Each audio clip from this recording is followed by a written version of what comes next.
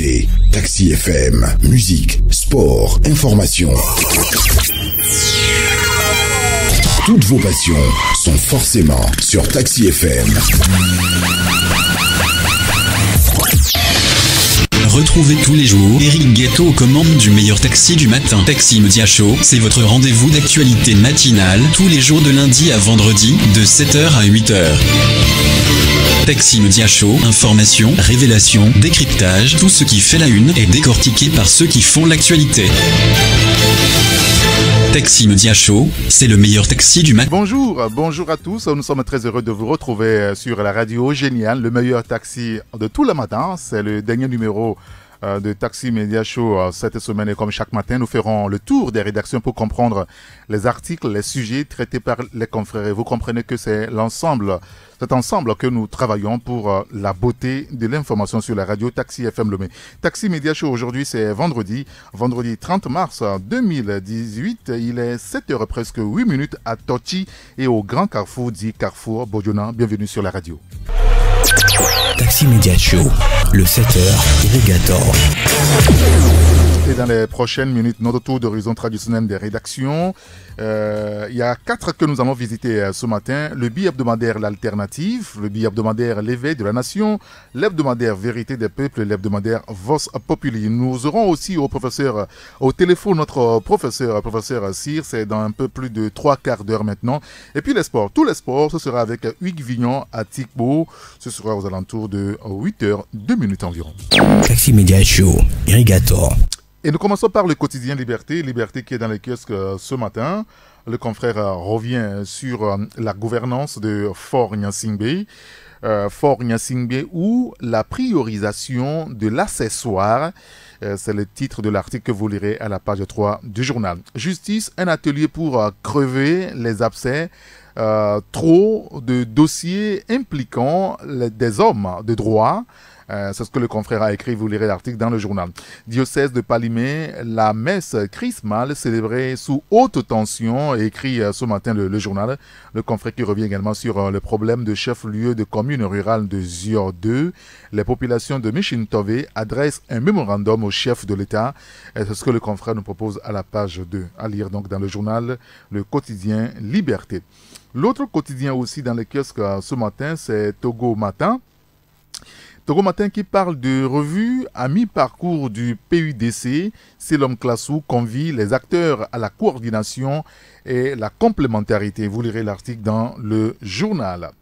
Attribution des 20% des marchés publics aux femmes et aux jeunes. Tout est fin prêt selon la task force chargée de la mise en œuvre. Vous lirez l'article dans le journal. Le quotidien Togo Matin. Et puis l'éditorial de notre confrère, l'alerte Gaiman. À prendre au sérieux, finalement, vous lirez l'éditorial du journal. Et puis un autre sujet sur l'agriculture, les chenilles légionnaires menacent de nouveau. L'article est à découvrir donc dans le quotidien Togo Matin. Et notre premier coup de téléphone ce matin, c'est à la rédaction de l'hebdomadaire Vérité des Peuples. Vérité des Peuples avec Alassani Antarou au téléphone avec nous. Alassani, bonjour. Bonjour Eric, bonjour à tous les auditeurs et auditrices de Taxi FM. Merci de nous avoir rejoints Alassani. Et ce matin, vous parlez du dialogue politique au Togo. La candidature de Fort Gnassingbé alimente le débat. Depuis quelque temps, on le voit. Alors, votre interrogation ce matin, pourquoi une fixation sur la personne du chef de l'État aujourd'hui ? Tout à fait, Eric. La question mérite d'être posée au regard des dernières évolutions du troisième round du dialogue intertogolais. Ce dialogue considéré, Eric, comme un dialogue de toutes les chances connaît plutôt un blocage, ce que nous avons déploré. Et pour cause, les parties prenantes au dialogue intertogolais sont restées dans des postures difficiles à concilier. Eric, vous vous rappelez que la pomme de discorde entre pouvoir et opposition, depuis le début de cette crise, ou bien depuis le début du dialogue, se trouve au niveau de certains points d'achoppement, tels que le retour à la Constitution de 1992. Et alors que le G14 réclame le retour à une constitution d'il y a 26 ans qui n'a jamais été appliquée, et depuis son adoption, le pouvoir estime que le Togo ayant fait le choix de la démocratie, seul le peuple est détenteur de la souveraineté. Il convient, selon le pouvoir, donc de recourir au peuple pour trancher à travers une consultation référendaire. Cette position, Eric, avait conduit le facilitateur Nana Akufo-Addo à renvoyer le dialogue à une date ultérieure. Mais le 23 mars dernier, troisième round de ce dialogue, nous sommes donc tombés des nues d'apprendre que le G14 fait un retour-pédalage pour exiger une transition jusqu'aux élections présidentielles de 2020, ce qui est paradoxal à notre sens. Certains leaders de la coalition à la trempe de Jean-Pierre Fabre sont montés au créneau pour déclarer en substance que Faure Gnassingbé ne peut se représenter, ne peut pas se représenter en 2020. Nous nous rappelons encore que nous avons rappelé également que lors d'une conférence de presse, Jean-Pierre Fabre a dit « s'il le pense, il se trompe ». Vous comprenez aisément que c'est des déclarations de va-t-en-guerre. Ceci nous a conduit à nous demander pourquoi une fixation sur la personne de Faure Gnassingbé.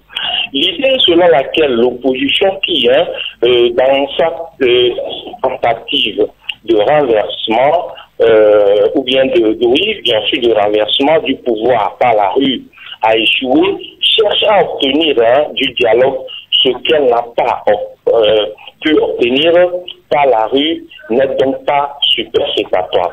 À l'égalité, oui. Ce que le G14 devrait faire, c'est de se battre pour obtenir les meilleures conditions d'une élection transparente.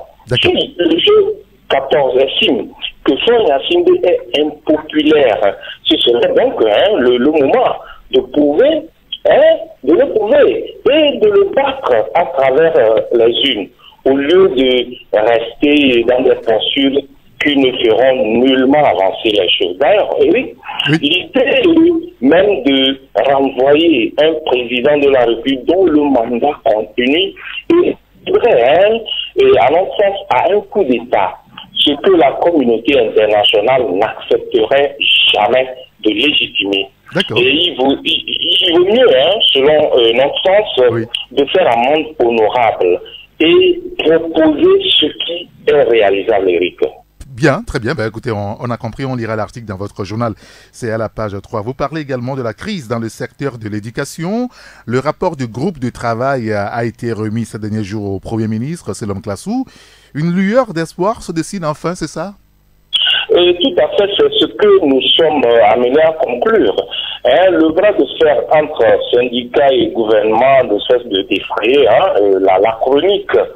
La crise dans le secteur de l'éducation est arrivée au summum qu'il a fallu mettre en place un groupe de travail pour y plancher. En début de cette semaine, nous avons appris que le rapport de ce groupe de travail a été remis au chef du gouvernement. Nous estimons donc qu'une lueur d'espoir se dessine pour résoudre le problème dans ce secteur. Car nous avons appris, Eric, malheureusement, que pour cause de grève, la plupart des établissements n'ont ni donné les bulletins du premier trimestre, ni fait les compositions. Au regard du travail abattu par ce groupe de travail qui a finalement remis son rapport au PM, nous nous sommes demandé si les syndicats vont pouvoir soit à leur mouvement de grève qu'ils ont projeté le 3 avril prochain pour donner la chance au gouvernement. Tout contraire, Eric, le durcissement de ton dans ce secteur est inquiétant. Ni l'intérêt et à ce que la situation aille au plan. Mais les jours à venir, nous édifierons sur la question, Eric. Ça, c'est sûr. Merci beaucoup à Alassani Antaro. Merci, Eric, et merci à tous les auditeurs et auditrices de Taxi FM. Je rappelle que vous êtes le patron du journal Vérité des Peuples. Et bonne journée à vous. Allez, bonne journée à vous également, mon frère. Taxi FM. C'est une fenêtre ouverte sur l'actualité d'ici et d'ailleurs.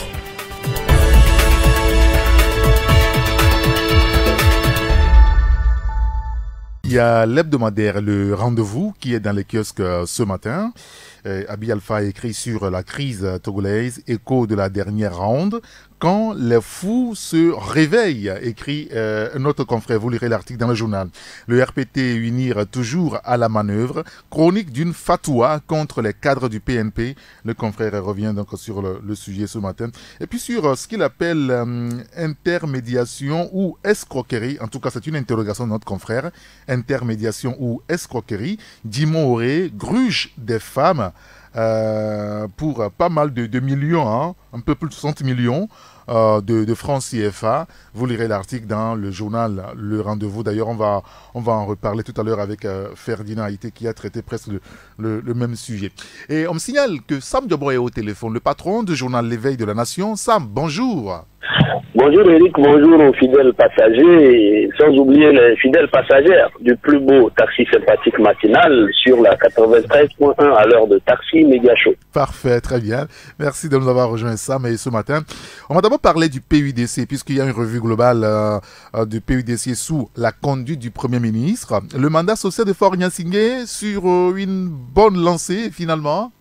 Oui, Eric, vous savez que Faure Gnassingbé, en 2015, lorsqu'il s'est présenté à ses concitoyens pour leur demander de lui accorder leur suffrage, Faure Gnassingbé avait présenté un programme assez ambitieux. Vous savez que la pauvreté, la misère et la précarité sont les choses les mieux partagées au Togo depuis un certain temps. Et donc en 2015, lorsqu'il se présentait au Togo, Faure Gnassingbé a essayé d'élaborer un mandat que lui-même il a baptisé mandat social. Le mandat social devrait prendre en compte plusieurs secteurs de la vie de notre nation. Et ce mandat social, Faure Gnassingbé a voulu le placer sous le sceau du PUDC. PUDC, le programme d'urgence du développement communautaire, que lui-même en personne a lancé dans plusieurs localités de notre pays, et qui concerne pratiquement les infrastructures routières, les infrastructures de désenclavement, l'hydraulique, l'assainissement et l'énergie. Alors, aujourd'hui, à mi-parcours, presque 3 ans après le début du mandat social et plusieurs années, plus de 2 ans aussi après le lancement du PUDC, il était important pour les membres du gouvernement de s'asseoir autour d'une table pour faire une revue globale à mi-parcours. Alors, il ressort de cette revue qui s'est tenue hier au Palais de la Présidence, en présence du Premier ministre, qu'au niveau des infrastructures de désenclavement, il y a au moins 406 km de pistes qui ont été déjà réhabilitées et plus de 1255 km de pistes qui sont disponibles. Les études sont disponibles pour faire 1255 km de pistes pour les désenclavements. Au niveau de la santé, à part la dotation en matériel roulant aux structures sanitaires déjà existantes, il y a aussi la construction de 3 hôpitaux qui sont en cours de finalisation. Au niveau de l'éducation, puisque le PUDC c'est aussi l'éducation, il y a 38 centres scolaires et 10 blocs pédagogiques et administratifs qui sont déjà fin prêts pour être livrés.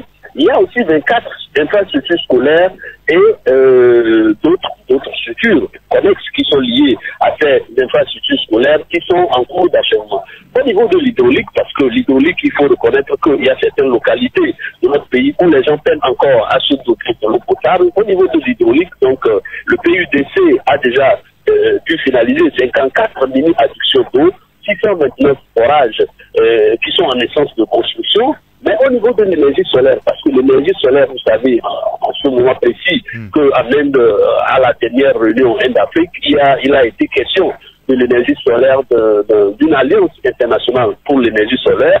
Et donc, au Togo, on a déjà une longueur d'avance avec cette énergie qui bat déjà son plein avec l'installation de certaines centrales photovoltaïques. Et donc, hier, au niveau de la présidence de la République, pour l'énergie, il était question bien il a été relevé que 10 000 lampadaires solaires ont été déjà installés, des lampadaires solaires équipés de prises pour facilement recharger soit des téléphones portables ou d'autres appareils, mais aussi reconnaître que les 10 000 lampadaires ont été répartis un peu partout sur l'ensemble du territoire national. Au niveau de l'hygiène, parce que vous savez que l'hygiène aussi c'est un véritable casse-tête chinois pour le gouvernement togolais, à la moindre petite pluie, vous allez voir les rues de Lomé, certaines inondées, certains quartiers qui sont quasi inaccessible.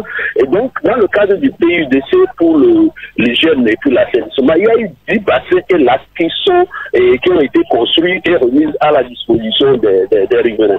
Autour, à côté de ces bassins qui ont été construits, il y a aussi 10 camions bennes pour enlèvement des ordures, parce que vous savez aussi qu'il y a des dépotoirs sauvages qui poussent un peu partout dans la ville de Lomé et de ses environs. Et donc, il y a 10 camions bennes qui ont été mise à la disposition de la NASAP. La NASAP, c'est cette agence qui s'occupe de la salubrité publique. Et donc, nous sommes revenus sur cette réunion du Premier ministre, cette réunion qui a vu autour de la table tous les acteurs impliqués, le ministre de l'eau, le ministre de l'assainissement, le ministre de l'agriculture, le ministre de l'éducation, le ministre des infrastructures. Et tout ceci en présence de Mme Kardiata Londiaï, qui est la représentante présidente du PNUD au Togo. Et donc, nous sommes revenus sur cette réunion et nous invitons nos lecteurs à parcourir ce tableau. Très bien, on lira l'article à la page 3 de votre journal. Vous parlez aussi de la politique ce matin, Sam Diabo, avec les bisbilles à la coalition de l'opposition. Ce sont discordants qui cachent finalement mal la cassure, c'est ça, hein? Oui, Eric, vous savez, la coalition de l'opposition, la coalition des 14 partis de l'opposition avait rassemblé la presse en début de cette semaine pour leur parler des points sur lesquels le dialogue achoppe. Et quand vous scrutez sérieusement la déclaration liminaire présentée par la coalition, vous allez vous rendre compte, et la coalition elle-même le dit, qu'elle a abandonné l'exigence sur le retour à la constitution originelle de 1992 et elle s'attelle à 5 autres points. Et avec à la clé l'organisation d'une transition pour que Faure ne soit plus candidat en 2020. Donc une transition qui court à partir du moment où la proposition sera acceptée jusqu'en 2020 et que Faure Gnassingbé s'engage à ne plus être candidat en 2020. Alors la déclaration liminaire de la coalition a été battue en brèche par le leader du PNP, Tipi Salifou Achadam, qui était l'invité d'une radio de la diaspora, Radio Aboulete, où interrogé sur la question par Sylvain Amos, notre confrère, Tipi Salifou Achadam a dit clairement que le départ de Faure Gnassingbé c'est maintenant et ce n'est pas en 2020. Alors, ces deux sons de cloche discordants pour des partis qui sont dans une même coalition. Avant cela, il y avait eu des petits problèmes, des petits soucis d'organisation de marche où le PNP avait déjà, à travers l'un de ses conseillers, Ouroudikpa Tchatiki, annoncé qu'il y avait une marche en 3 ou 4 jours de marche où le PNP invitait déjà ses militants à s'apprêter à chausser leur crampon pour la marche. Mais après, c'est le conseil en communication de l'ANC, Éric Pupu, qui est monté au créneau pour dire que le PNP allait trop vite en besoin et que lorsque vous appartenez à un groupe, il y a une discipline à observer. Et donc, que ce soit la sortie de Tipi Achadam le mardi, ou la déclaration liminaire de la coalition le lundi, ou encore les différents, les incompréhensions au regard des marches qui ont précédé, de l'intention de marcher qui ont précédé le 3e round du dialogue, on perçoit clairement qu'il y a des cassures au niveau de la coalition et l'objectif des militants, c'est de voir cette coalition toujours soudée parce que vous savez aussi que Mme Kapui, Brigitte Adjamabo, tente de cacher le soleil avec sa main où elle disait que la coalition est plus compacte, plus soudée que jamais, mais avec ces différentes sorties et ces différentes déclarations, le peuple finit par comprendre qu'il y a cassure au sein de la coalition. Très bien, écoutez, on verra tout ça prochainement, Sam Diabo, d'ailleurs avec les confrères ce matin à 11h, je veux dire, on reviendra abondamment sur cette question. Vous revenez également sur les innovations à la direction des transports routiers et ferroviaires, DTRF mobile ou la nouvelle application pour suivre à distance toutes les opérations, hein? Oui, Eric, vous savez, au niveau des transports routiers et ferroviaires, nous avons l'habitude d'en parler parce que nous avons pratiquement un relais à ce niveau parce que vous savez, les Togolais, plusieurs se plaignent des services qui sont rendus là-bas depuis longtemps. Mais après, il y a des innovations. Lorsqu'on parle de l'endroit, il faut aussi parler de l'envers. Il y a des innovations et on ne peut pas s'empêcher de parler de ces innovations. Et depuis qu'il est arrivé, le directeur des lieux à Beaupin essaie de s'efforcer pour que la DTRF soit à l'image de ce qu'une société ou de ce qu'une direction de transport peut être.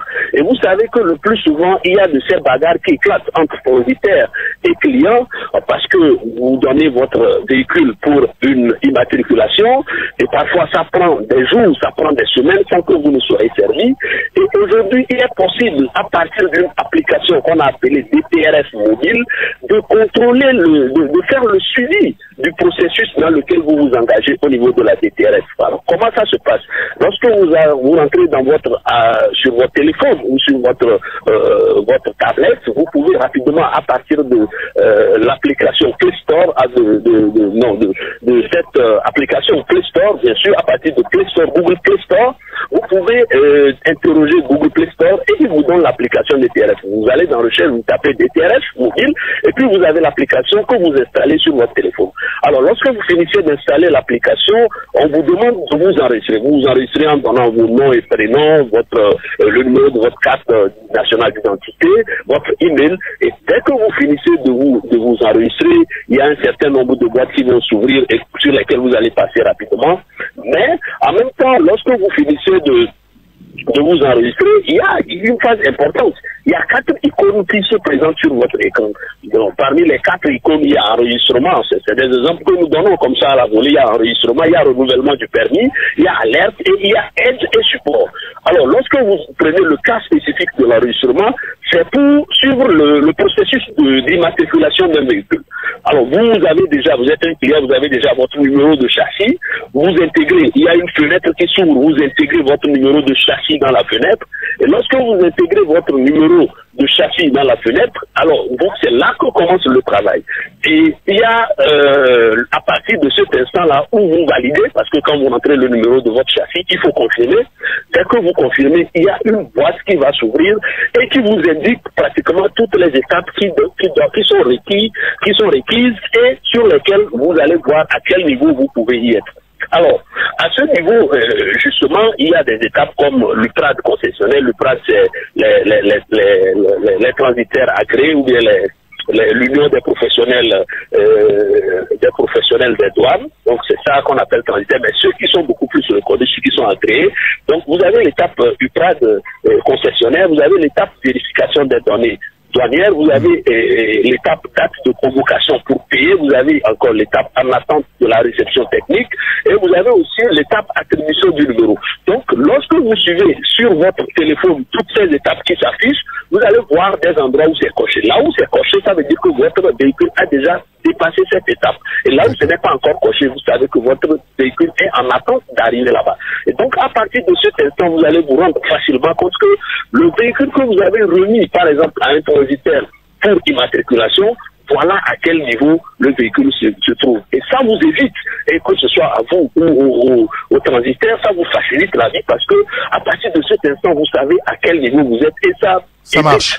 Tout malentendu et tout quiproquo. Et donc, c'est une innovation vraiment fascinante au niveau de la DTRF et nous invitons tous nos lecteurs et vos auditeurs à essayer, s'ils ont la connexion et s'ils ont des smartphones, à essayer de circuler parce que vous savez, tout le monde, pratiquement tous les usagers de la route ont à faire des demandes ou à faire des prestations au niveau de la DTRF et c'est important d'avoir l'application DTRF mobile sur son téléphone afin que vous puissiez, sans vous faire leurrer ou bien sans vous faire niquer par qui que ce soit, vous pouvez suivre les processus dans lesquels vous vous engagez. D'accord, très bien, ça marche. On a tout compris. Le reste, on pourra le lire dans votre journal L'éveil de la Nation. Merci beaucoup, Sam Diabo. Merci, Eric. Bonne émission de 11h. Merci. Bonne journée à toutes et à tous. Allez, bonne journée à vous également. Bonne fin de semaine aussi. Taxi FM 93.1, au cœur des grands événements. Il y a l'autre bi-hebdomadaire, l'Union pour la Patrie, qui est aussi dans les kiosques ce matin, avec l'interview exclusive du ministre des Postes et de l'économie numérique et du directeur général de Togocom, effectivité de la holding Togocom. Sina Lawson et Acha Dedi promettent plus d'innovation. Vous lirez l'interview des deux personnalités de la téléphonie mobile au Togo dans le journal L'Union pour la Patrie. Accès aux services d'hygiène et d'assainissement de base. Le gouvernement veut ramener le taux de défécation à l'air libre de 54% à 20%. Vous lirez l'article à ce sujet. Et puis pour une sortie de crise dans le secteur de l'enseignement, une approche globale sur 4 ou 5 ans privilégiée aujourd'hui.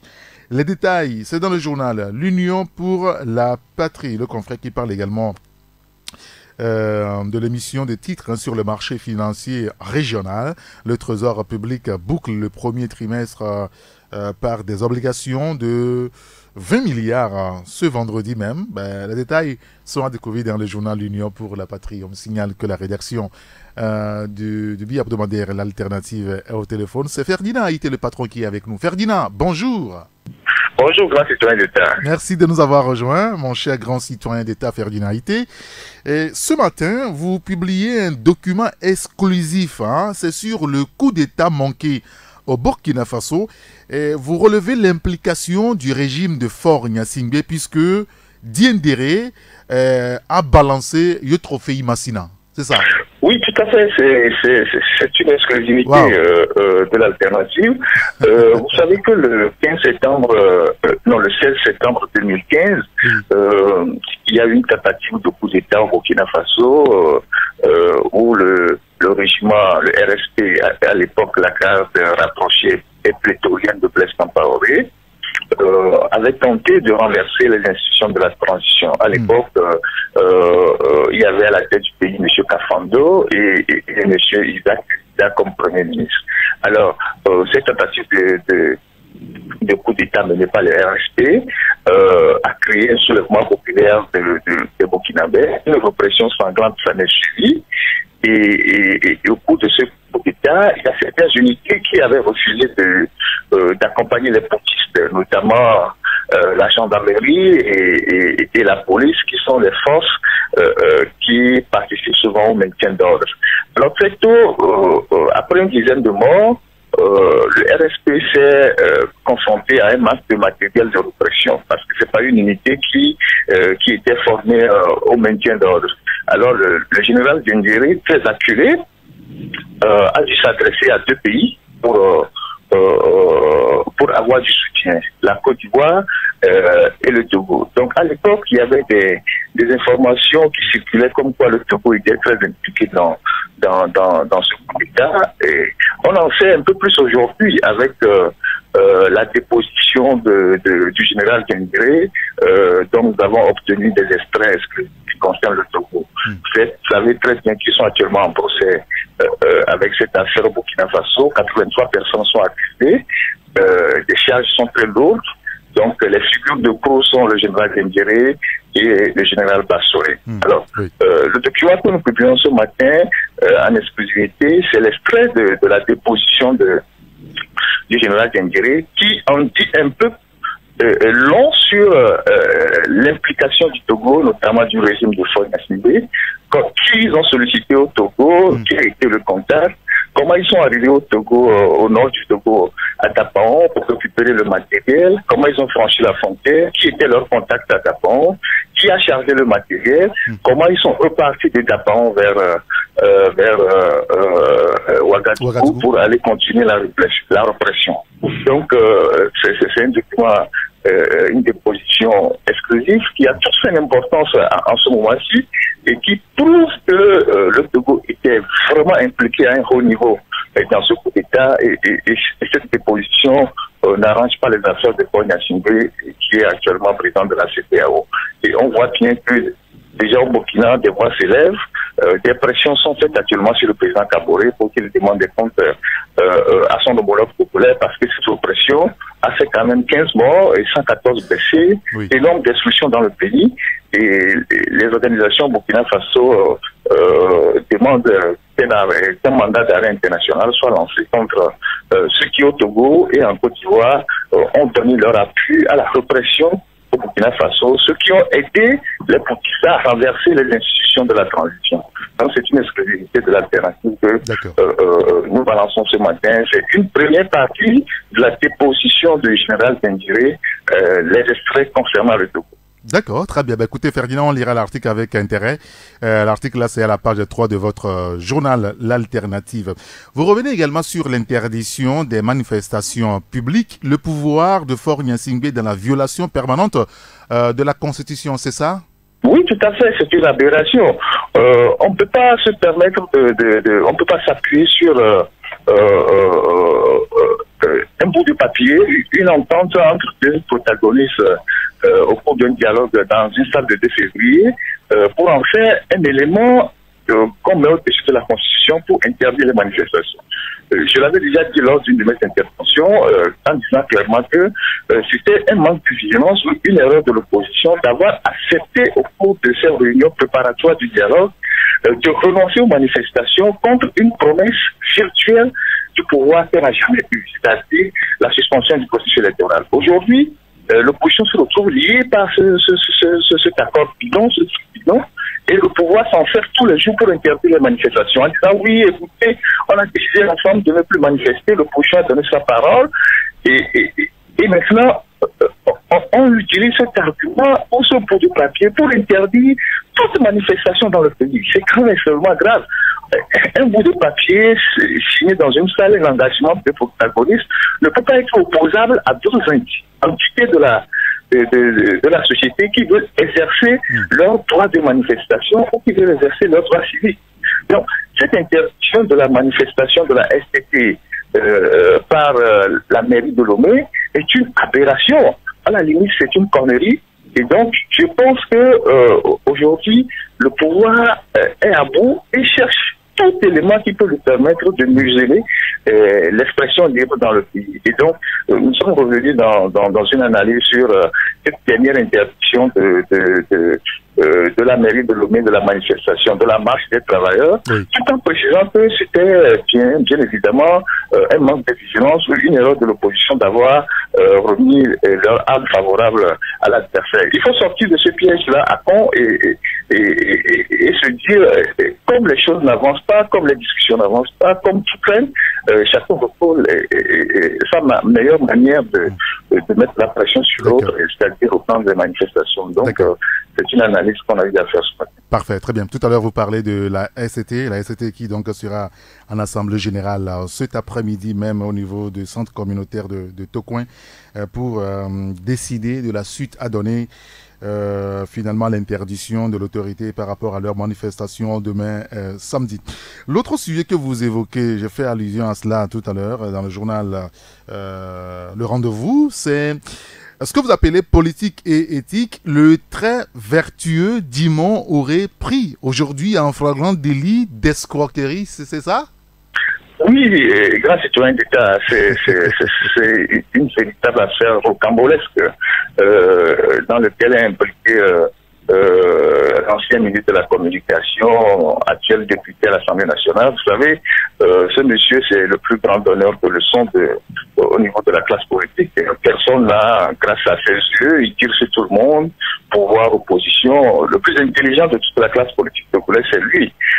Sauf que quand on donne des leçons à tout le monde, il faut être soi-même exemplaire, et c'est pas le cas. C'est une affaire très complexe, mais qui porte sur environ 80 millions que le député a soutiré à des pauvres dames qu'il a approchées et à qui il a demandé de plus financer la production du soja dans sa zone. Il a dit à cette dame que sa zone produit à elle seule 200 000 tonnes de soja, ce qui est d'abord quelque chose de curieux parce que tout le Togo ne produit pas 200 000 tonnes de soja bio. Et ces dames qui sont des commerçantes et qui ont des partenaires à l'extérieur ont fait confiance à M. Montgomery. Et elles ont avancé beaucoup d'argent pour la culture de soja et ensuite pour l'achat de ce soja-là, doit être acheminé de la région de l'Est Mono vers des partenaires qui sont à l'extérieur. Sauf que, au bout du compte, il n'y a pas eu de soja, il n'y a plus d'argent, et l'argent a disparu. Et depuis, M. Timoré essaie de semer les dames, de mettre devant son titre de député, de jouer les dames. Et ces dames qui ont réussi, après avoir porté plainte au SRI, à mettre la main sur quelques agents de liaison sur le terrain de M. Timoré qui sont actuellement déférés à la prison civile de Lomé, dont un de ses bras droits qui se trouve être son oncle. Alors, depuis que ces trois individus sont déférés à la prison civile de Lomé, M. Timoré fait quoi ou a dealé avec ces gars en disant oui, il faut que vous acceptez, endosser la responsabilité de ce qui se passe, comme ça moi ça me protège et vous, je ferai tout pour vous sortir de là. Et ces individus sont en train de narguer depuis la prison les pauvres dames qui, elles, ont fait des prêts dans des banques, donc qui sont appelées par aussi leurs banques. Et le statut de député de M. Timoré complique la situation. Alors, ce matin, nous avons fait un fax sur ce dossier avec tous les éléments de preuve dans le dossier facsimilé, la convention qui lie ces commerçants à M. Timoré, les décharges, les différentes décharges de remise d'argent que M. Timoré a signé.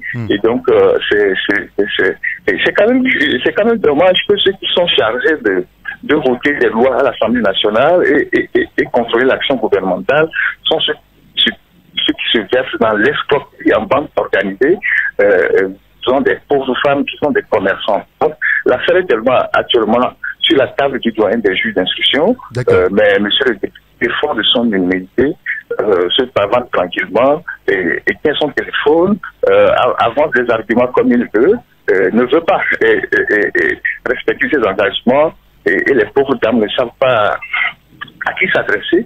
Elles ont d'ailleurs approché le bureau de l'Assemblée nationale pour poser le problème afin que l'indélicat député puisse leur rembourser les 80 millions. D'accord, très bien. Bah, écoutez, on lira l'article dans le journal et puis vous parlez également de l'opération Don de sang, le mouvement Nubweke au Centre national de transfusion sanguine demain. Nous, on aura l'occasion de revenir sur le sujet. Merci beaucoup, le grand citoyen d'État Ferdinand Haïté. Merci, le grand citoyen d'État. Et à tout à l'heure. À plus tard. Sur Taxi FM, l'info roule. Dans les kiosques aussi, ce vendredi, il y a le journal L'Audience. L'Audience qui parle de litige foncier dans le canton d'Abobo, acte 2, des décisions de juges qui anéantissent les efforts du ministère de tutelle.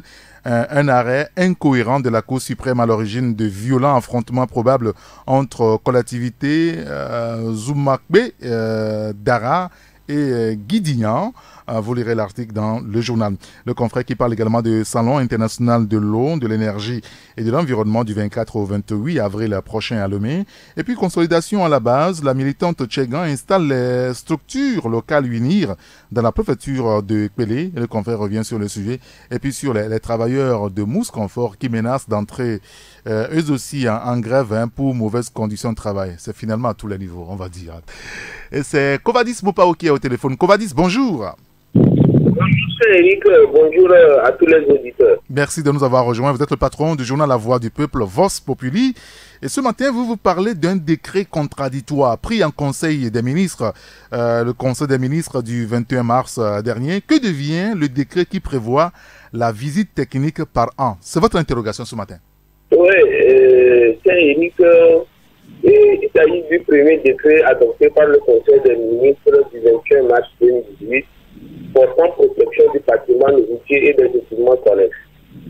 Et dans ce décret, on nous a fait comprendre l'exigence d'une visite technique pour la sécurité routière. Et ce décret, nous le trouvons contradictoire à celui du 22 juin 2017, portant les visites techniques de 6 mois à 1 an désormais. Donc, le problème, c'est que dans le raisonnement du gouvernement, les infrastructures réalisées subissent fréquemment des destructions volontaires ou involontaires de la part des usagers et des populations. Donc, pour réduire le nombre sans cesse croissant de ces destructions et pallier leurs conséquences négatives sur les finances publiques, ils ont alors initié un tel décret. Et donc, il s'agit réellement, quand vous lisez le décret, c'est que désormais, il y a plusieurs infractions qui permettent de sanctionner, prévues pour sanctionner les contrevenants à certaines pratiques comme le dépassement du poids total autorisé en charge, le refus de conduire le véhicule à la PG. On peut noter aussi ce qui nous intéresse plus dans ce sujet, le refus de procéder au contrôle technique du véhicule. Le paradoxe, c'est qu'en date du 22 juin 2017, un décret avait été déjà pris en Conseil des ministres pour fixer à nouveau la périodicité de visite technique. Précédemment, la visite technique était de 6 mois. Et donc, pour les véhicules, mais c'est revenu à 12 mois.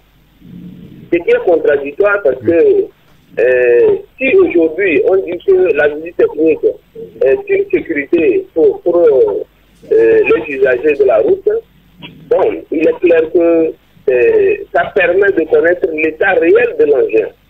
Et surtout que la société togolaise des plaques, donc celle qui a en charge la mission, c'est l'une des meilleures sociétés selon la CITA, International Motor Vehicle Extension Committee. Bon, je ne sais pas si j'ai bien parlé mon anglais, mais voilà la structure qui a trouvé que la Sotopla avait le matériel conséquent pour nous permettre d'avoir une bonne visite technique. Et la visite technique, vous connaissez comment on se débrouille avec nos engins quand on va chez les mécaniciens que nous avons. Bon, excusez-moi de donner le terme débrouillard, qui n'ont pas de matériel.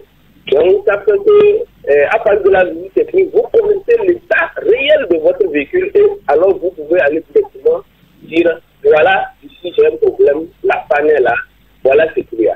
Bon, malheureusement, on a ramené la visite à 1 an, et selon les indiscrétions, parce que, en tout cas, pour ceux qui ne s'entendent pas, pour ceux qui ont des petits soucis, ils ont trouvé mieux, bon, je vais te punir en faisant ceci. Et bon, vous connaissez notre pays, le décret a été signé maladroitement comme ça. Et aujourd'hui, on se rend compte que c'est en réalité un travail qui devait même se faire 3 mois, chaque 3 mois, pour permettre à tout citoyen de connaître réellement l'état de son véhicule, parce que ça va de l'intérêt de l'usager lui-même et aussi du pays qui s'est saigné pour faire de nouvelles routes. Donc, voilà la contradiction que nous trouvons à travers ce décret, et nous pensons que les mesures seront prises par le ministère des Transports routiers afin de revoir la périodicité des visites techniques au Togo. Et puis vraiment on est soucieux de la sécurité routière et le maintien en bon état des routes faites à coût de milliards. Donc l'appel est lancé au ministère des Transports. Oui, bien sûr. Et donc, il y a une confusion et donc on mérite une clarification à ce propos. Alors, on va rester quand même presque sur le même sujet puisque ce matin, vous parlez du refus. Le refus de peser son véhicule est désormais une infraction pénale. Hein? Oui, c'est aussi dans ce décret qu'on a trouvé quand même une avancée. Quand c'est bon, il faut dire que c'est bon. Quand c'est pas bon, il faut reconnaître que c'est pas bon. Comme un proverbe africain le dit, même si on n'aime pas les chiens, il faut reconnaître qu'il n'y a qu'une seule manière de s'asseoir. Bien sûr. Donc, voilà un peu. Depuis plusieurs années, le réseau routier togolais a fait pour nous. Et donc, avec plusieurs routes plus bitumées, et pour le bien des populations. Donc, il n'en demeure pas bien que le comportement des citoyens dégrade nos routes. Bon. Et le gouvernement a pensé qu'il fallait adopter un décret comme qui va notifier, sinon qui va désormais se pencher sur les infractions par rapport aux actes que nous posons sur les routes. Donc le dépassement du poids total autorisé en charge, le refus de conduire le véhicule à la PG, la destruction physique du patrimoine routier, le refus de procéder au contrôle technique du véhicule, comme je l'ai dit précédemment, la dégradation intentionnelle de la voie publique, quelles que soient les circonstances volontaires ou involontaires. Donc maintenant, il s'agit à la SAFER qui a en charge des activités de PG et autres, de s'entendre, vous m'excusez, de s'entendre avec les forces de l'ordre pour pouvoir traquer tous ceux qui ne veulent pas faire peser véhicule et qui cherchent des voies de contournement, parfois même descendre des bagages à un niveau donné avant de les reprendre par un taxi qui a oui, c'est vrai, qui est complice et qui ramène les bagages un peu plus après le péage. Je veux donner l'exemple de Jérémy. Donc je pense qu'avec les autorités compétentes, le problème sera réglé. Cela, ça fait le fait déjà et une joie en tout cas. D'accord. Donc le dernier sujet à évoquer avec vous très rapidement, puisqu'on n'a plus beaucoup de temps, c'est par rapport donc à un fait que vous relevez. Comment relever les défis? Bon, à quoi faites-vous allusion concrètement? Oui, vous savez, la vie est une succession d'événements et seuls les initiés à la foi et au courage arrivent à défier les hauts et les bas que cette vie nous réserve. Bon, vous allez voir que nous avons ignoré toujours quelque chose dans notre vie. Et quand on regarde la bouche du roi, on croit qu'elle n'a jamais tété. Donc c'est pour dire que derrière chaque rechute, c'est qu'il y a toujours une souffrance. Chacun souffre avant d'arriver là où il est. Donc, et tout ça prend. À l'école, on n'enseigne pas malheureusement ce genre de fait. Ça ne s'enseigne pas. Donc, il nous faut, pour avoir une connaissance précise dans cette manière, c'est l'université de la vie et qui nous apprend ça. Eric, vous allez vous en rendre compte que les gens outrepassent cette réalité et ne veulent pas souffrir. Ils ne veulent pas souffrir avant de gagner. Et c'est le cas, la dernière fois nous l'avons déjà évoqué, mais sans être précis. Mais comme nous trouvons que les gens ne veulent pas être sérieux, nous sommes obligés maintenant d'être précis.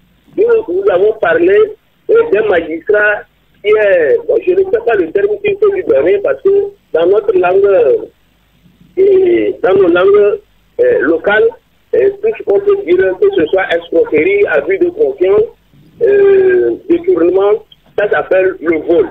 Le magistrat, au nom de Kévi, qui était à Quentin, il est aujourd'hui juge pour enfants à Dapao. Ce monsieur, son passage à Quentin est catastrophique. Il n'a fait qu'escroquer les gens là-bas. Aujourd'hui, il y a un monsieur qui le traque à cause d'1 million. Et M. Kévi, le juge Kévi de Dapao, est en train de tourner tout le monde. Même des sommités l'appellent, ça ne lui dit rien. Le monsieur traque tout le monde. Donc, on se pose la question, est-ce que l'inspection générale n'arrive pas à faire comprendre à M. Kévi que cette histoire-là, c'est fini dans la magistrature, le volet est fini, même si l'université nous a révélé la fois passée que même le patron de cette magistrature, Richard Gamato, était lui-même dans une affaire de deal. Bon, encore faut-il qu'on sache si réellement c'est comme ça ou bien c'est devenu une habitude pour les magistrats. Le volet est devenu je pense que nous attendons dans les jours à venir, nous allons donner des précisions au niveau de l'inspection générale en tout cas, de la justice. Oui, de la justice. Voilà ce que nous avons voulu dire. Derrière chaque homme, derrière chaque rechute, il y a une souffrance. D'accord, très bien, on a compris. Kovadis, merci quand même d'avoir été avec nous ce matin. Merci à vous, bonne journée à tous les auditeurs. Allez, bonne journée à vous aussi. Merci. Taxi FM. Le monde en une radio. Et voilà, les rédactions que nous avons choisies ce matin pour être à l'antenne. Vox Populi, Vérité des peuples, L'éveil de la nation et l'alternative. Je rappelle les journaux qui sont dans les kiosques, qui sont avec nous ce matin en studio. Il y a, outre Vox Populi, La Voix du peuple, vous avez l'hebdomadaire Le Rendez-vous, vous avez l'hebdomadaire Vérité des peuples, il y a le bi-hebdomadaire L'Union pour la patrie, le bi-hebdomadaire L'éveil de la nation, le bi-hebdomadaire L'Alternative. Vous avez l'hebdomadaire L'Audience également qui est dans le kiosque ce matin. Et vous avez les quotidiens Togo, Matin et Liberté. Taxi FM, la radio géniale dans la capitale togolaise. Il est 8h02 sur la radio Taxi FM Lomé. Nous émettons d'Angualépé-Dogan, non loin de la haute autorité de l'audiovisuel et de la communication. Merci de nous faire confiance sur la radio. Merci à vous tous qui nous écoutez à travers le monde sur le 80... non, à Lomé d'abord, le 93.1 FM, et puis sur le net, sur le www.radiotaxifm.com et le www.taxifm.tg. Nous allons nous transporter dans la classe de notre cher professeur. Taxi Média Show, la clause Molière, c'est la chronique du professeur Cyr. Professeur, bonjour. Bonjour chers grands citoyens d'État, et bonjour à tous les grands citoyens d'État qui nous écoutent. Professeur, nous venons à vous, nous vous écoutons maintenant. Alors cette phrase entendue sur Europe 1, n'eût été des ennuis judiciaires qui pèsent sur lui, Sarkozy aurait repris la tête du parti. N'eût été des ennuis judiciaires qui pèsent sur lui, Sarkozy aurait repris la tête du parti. Bon. Il y a dans cette phrase deux fautes graves. D'abord, la locution n'eût été, locution à valeur conditionnelle, précisons-le, littéraire, s'accorde évidemment en nombre avec son sujet, c'est-à-dire avec le mot qui le suit. Ensuite, deuxième remarque importante, cette locution n'est jamais suivie de la préposition de. C'est-à-dire qu'on ne met pas de entre cette locution et son sujet. Nous avons donc n'eût été suivi d'un sujet au singulier sans la préposition de. Entre n'eût été et son sujet. Et nous avons n'eussent été, n'est-ce pas? Ce sont les deux formes, hein? N'eût été et n'eussent été, qui est le pluriel, hein? Suivi d'un sujet au pluriel. Voici la formulation correcte de la phrase. N'eussent été les ennuis judiciaires qui accablent, Sarkozy eût repris ou aurait repris les commandes de son parti. J'ajoute que les formes n'eût été et n'eussent été sont employés dans un style de langue soignée, dans un style très très soutenu, n'est-ce pas, pour introduire une subordonnée qui exprime donc une condition et ont comme équivalent s'il n'y avait pas eu, si ce n'était. Et puis nous avons un autre équivalent qui est celui-ci. Si ce n'avait été, c'est très rare comme forme de cette forme extrêmement rare et très peu courante, n'est-ce pas? Si ce n'avait été. Bon, alors donc il faut faire très attention au maniement de ces formes de locution à valeur conditionnelle que sont n'eût été et n'eût été. Alors je voudrais aussi rappeler, parce que la faute le mal persiste, hein, à propos de la locution à cause de. On ne réussit pas quelque chose à cause de quelque chose. Pourquoi? Parce que à cause de insinue une conséquence négative. Hein? Et c'est vrai que cette locution est employée de façon fautive. Et c'est malheureusement souvent le cas. Il s'agit évidemment d'un emploi fautif. Car quand une conséquence est positive, hein, la locution correcte qui s'impose est grâce à, hein, ou alors au moyen à l'aide de quelque chose ou de quelqu'un, n'est-ce pas? Donc il faut faire très attention à l'emploi de cette locution. Et puis je voudrais revenir en deux mots sur la conjonction quoique. Hein, en un mot quoique en deux mots. Oui. Pour savoir rapidement déterminer si quoique s'écrit en un seul mot ou en deux mots, on doit s'appuyer, j'en avais déjà parlé, sur le sens de la phrase. Quoique en deux mots est employé lorsqu'il s'agit, il signifie quelle que soit la chose qui, ou une chose quelconque, n'est-ce pas? Dans ce cas, on ne saurait remplacer quoique par bien que. Et notons aussi qu'après, quoique en deux mots, le verbe qui suit est au subjonctif. En revanche, quoique en un seul mot est une conjonction qui signifie bien que ou encore que.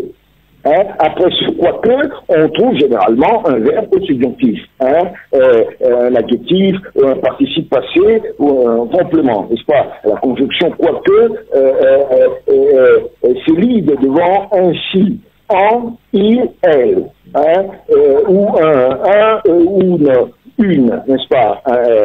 L'article partitif. Alors, notons que le conditionnel ou l'indicatif sont possibles après quoique en un seul mot dans certaines propositions qui présentent une objection plutôt qu'une simple concession. Alors j'en viens maintenant à la revue de presse. Dans l'audience, litige foncier dans le canton d'Abobo. Oui. Alors cette phrase, un arrêt incohérent de la Cour suprême à l'origine de violents affrontements probables entre collectivités Zoumapé, Dara et Guigna. Oui, bon, la formulation de cette phrase prête à confusion. Pourquoi? Y a-t-il eu, oui ou non, affrontement dans cette phrase, car cette phrase contient deux éléments contradictoires. Oui. La locution à l'origine de insigne prouve l'idée de l'apparition de quelque chose, oui. Le commencement de quelque chose. Si donc cette chose est établie et constatée, alors l'utilisation de l'adjectif probable est ici inappropriée. Oui. Et l'on dira un arrêt incohérent de la Cour suprême à l'origine de violents affrontements entre les collectivités, etc. S'il n'y a pas eu d'affrontement constaté, et que les conséquences de cet arrêt de la Cour suprême comportent une forte idée d'une éventualité d'affrontement, deux formulations possibles s'imposent. La première, un arrêt incohérent de la Cour suprême susceptible de provoquer de violents affrontements entre, etc. Ou alors, l'autre possibilité, c'est un arrêt incohérent de la Cour suprême risque de donner lieu à de probables affrontements entre, etc. Dans la voix du peuple, oui. Il y a ce titre. Comment relever les défis? Comment relever les défis? Ici, défi est écrit L-E-L-E-V, accent aigu. Il ne s'agit pas du substantif relevé ou du participe passé relevé, n'est-ce pas? Il ne s'agit pas d'un relevé, mais fortement d'un verbe. Et donc, relevé s'écrira R-E-V-E-L-E-R. Et voilà, on est terminé. Monsieur le grand citoyen d'État. Très bien, ben, professeur, merci beaucoup. Mais peut-être avant de vous laisser partir, professeur, encore quelques secondes. Il y a deux locutions. Il y a un auditeur qui nous a envoyé cette question tout à l'heure. Il voudrait comprendre comment est-ce qu'on utilise ces locutions-là dans une phrase. Pignon sur rue, il veut savoir ce que c'est, parce qu'il entend ça depuis quelque temps sur notre plateau. Et puis, qu'à cela ne tienne, il voulait comprendre.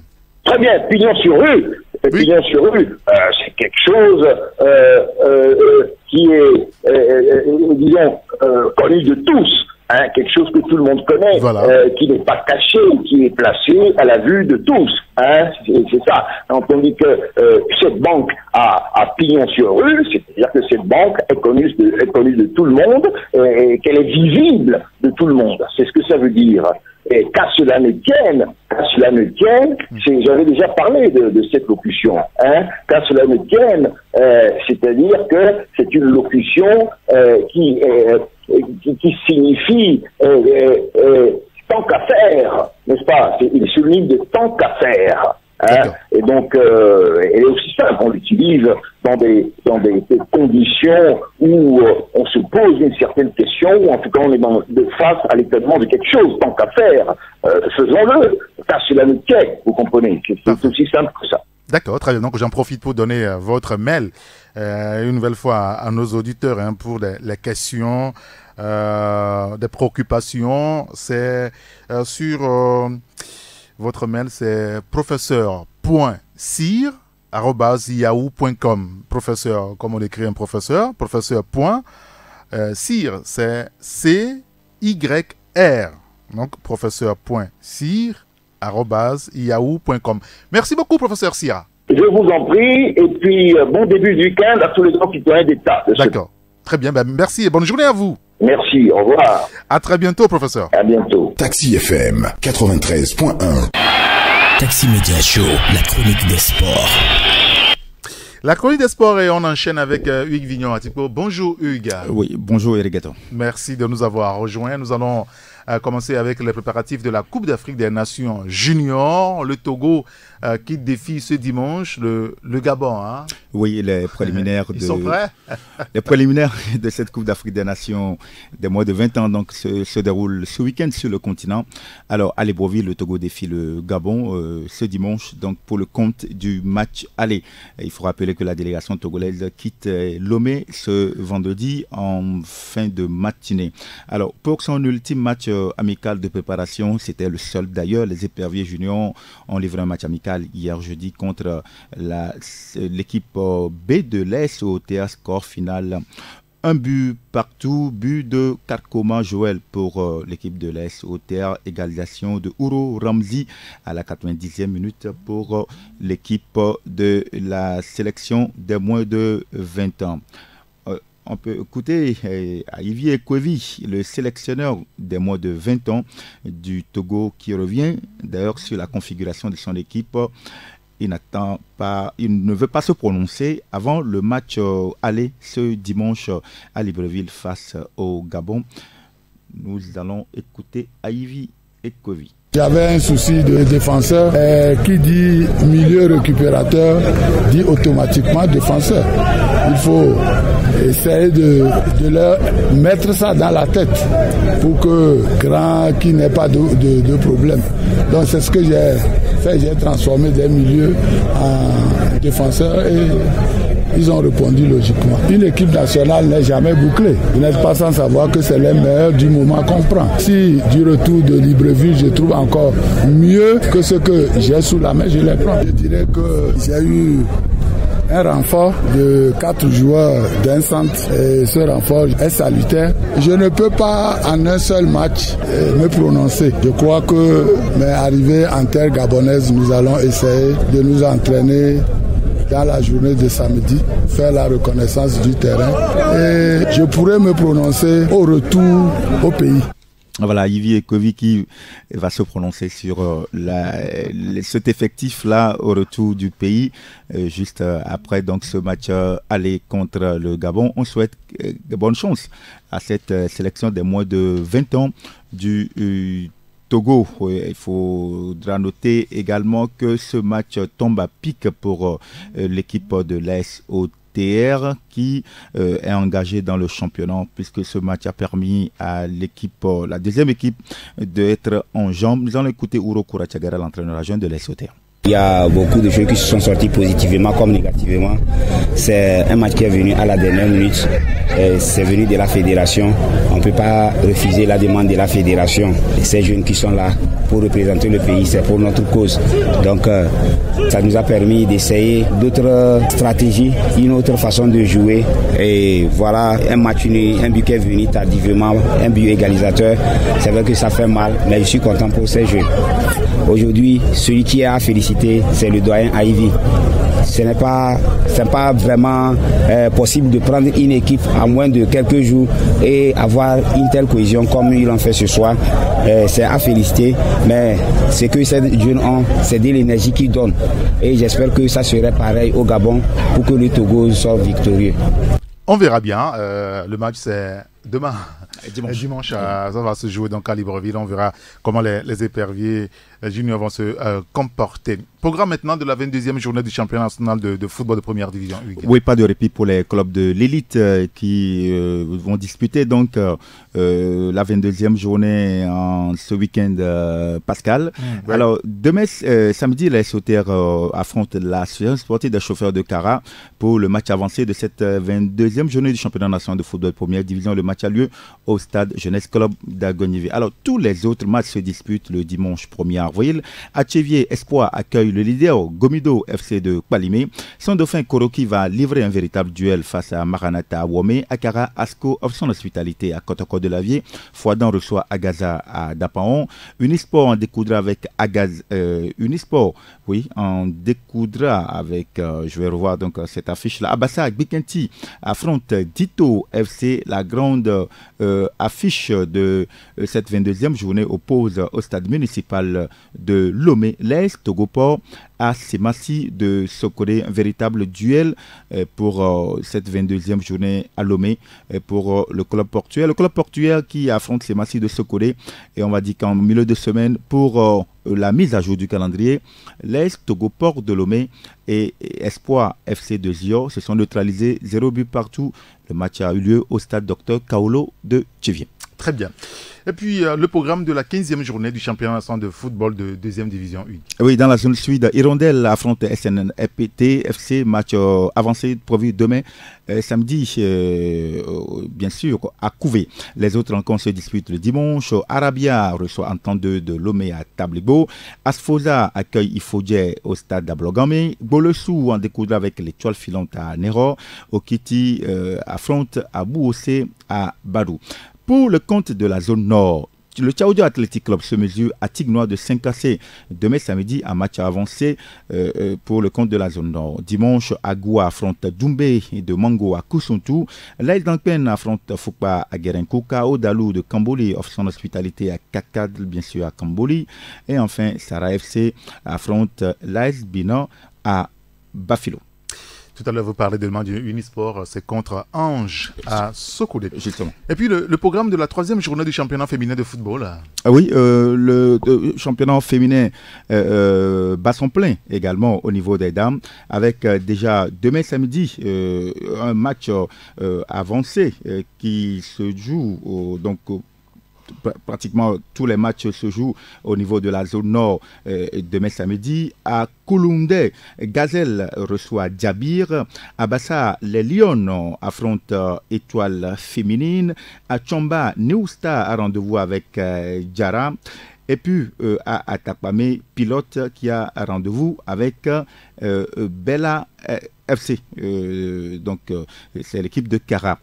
Pour le compte de la zone, on va dire la zone nord, oui, pour le compte de la zone sud à présent, puisque nous parlons donc nous avons déjà parlé de la zone nord, la zone sud à présent avec le match AEP entre AE et FC et US Amou. À Kpalimé, Espérance joue à Pache. À Blogame, les Amis du Monde ont rendez-vous avec les Winners Girls. Et puis au stade municipal de Lomé, l'Athleta FC reçoit Tempête FC. Je rappelle que tous les matchs pour le compte de la 3e journée du championnat féminin de football ont lieu donc demain samedi. Parfait, très bien.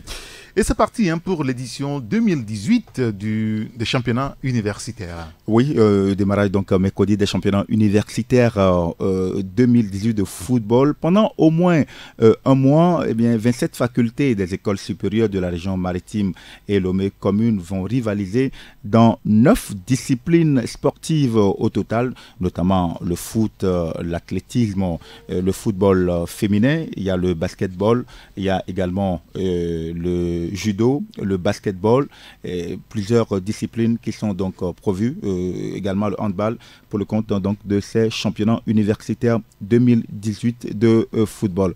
Alors en ouverture, déjà mercredi, la FASEG a démarré de fort belle manière cette compétition en battant le CERFER sur le score de 2-0. Et puis en basketball, les GIS a écrasé UKO UUT sur le score de 37-13. Alors nous allons écouter Mme Kafu Kwegba, elle est la deuxième vice-présidente de l'université de Lomé. Elle se prononce sur ces championnats universitaires 2018 au micro de Jean-Marie Leblanc. Cette année, nous avons 27 équipes La nouveauté, c'est que nous avons de l'UCAO et nous avons donc l'école d'architecture qui donc participe avec les écoles habituelles. Il y a 9 disciplines au cours de ce championnat de façon générale.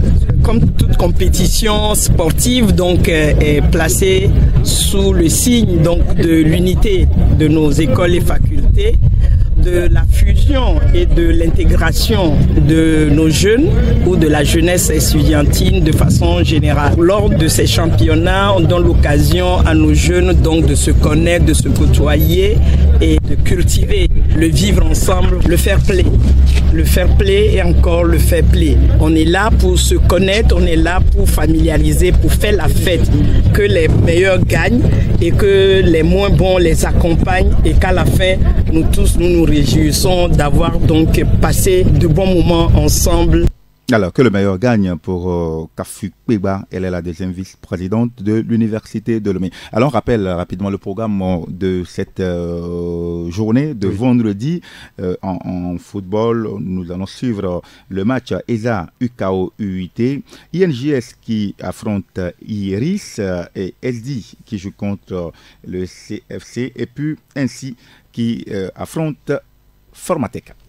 Très bien. Et puis, on va parler, ou on reparle du football avec Sébastien Migné, qui quitte déjà son poste de sélectionneur du Congo. Il doit déchanter aujourd'hui. Hein. Ah oui, Sébastien Migné, l'ancien sélectionneur adjoint de Claude Leroy du Togo, a résilié donc comme un accord son contrat avec la Fédération congolaise de football, et ceci donc au lendemain de la victoire des Diables Rouges contre la Guinée-Bissau en amical 2-0. Alors l'ancien adjoint de Claude Leroy affiche sa lassitude quant aux événements depuis son arrivée. Alors il faut rappeler que depuis son arrivée en mars 2017, Sébastien Migné est confronté à véritables problèmes d'organisation.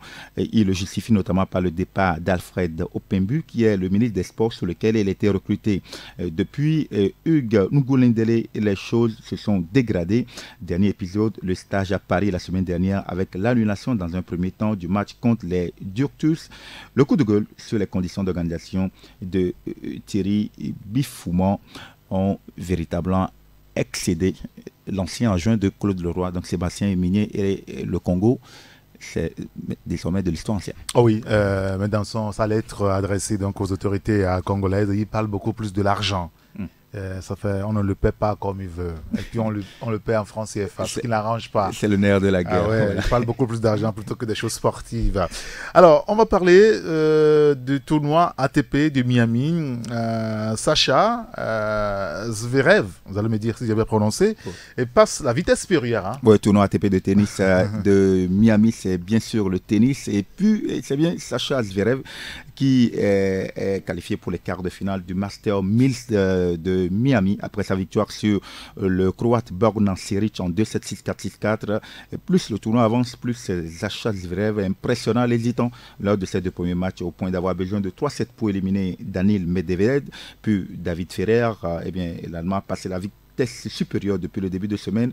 Hier soir, comme lors des huitièmes de finale contre Nick Kyrgios, il s'est montré implacable contre le Croate Bogdan Cilic, éliminé en 2-7, 6-4 et 6-4, le tout en 1h24 minutes de jeu. Et puis NBA, pour finir, les Milwaukee qui s'offrent les Golden State Warriors. Ah oui, huitième de la conférence Est.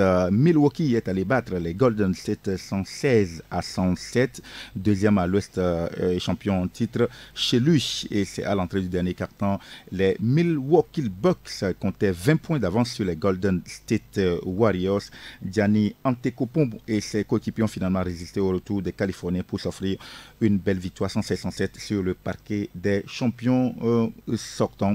Il faudra rappeler que l'équipe de Golden State est toujours privée de Stephen Curry, blessé à la cheville, et de Klay Thompson au pouce. Très bien, merci beaucoup Hugues Vignon. Antico, on vous retrouvera ce soir à 20h. Oui, pour le plateau du football européen. Et puis demain, Agora Foot ne sera pas en studio, mais sera en déplacement, si on peut le dire. Notre premier stationnement d'ailleurs pour les derniers samedis du mois. Et pour ce dernier samedi du mois, Agora Foot se déplace et sera installé au centre Swallows. Le centre Swallows à Kagé, non loin du siège de la Fédération togolaise de football. À partir de 10h pour le démarrage de l'émission. Mais on est tous conviés à être là à 9h30 pour la mise en place. Et puis voilà, vous retrouverez demain le grand Blaiseau Elzo qui sera aux commandes. Ça nous permettra à nous de nous reposer un petit peu. Très bien, ben, c'est bon. Et on se sépare sur cette belle mélodie de Elon, le chanteur français. Le ciel après la pluie, c'est pour votre plaisir et votre confort d'écoute, spécialement à notre confrère Loïc Lawson. Je vous retrouverai après à 11h pour la grande messe avec les confrères Ferdinand Haïté, Abi Alpha, Fabrice Petizi et Chanyao Aremiao. Passez une excellente journée. Appelez-moi Saint-Henri Gator. À très bientôt. Taxi FM. Plus de musique, plus de hits.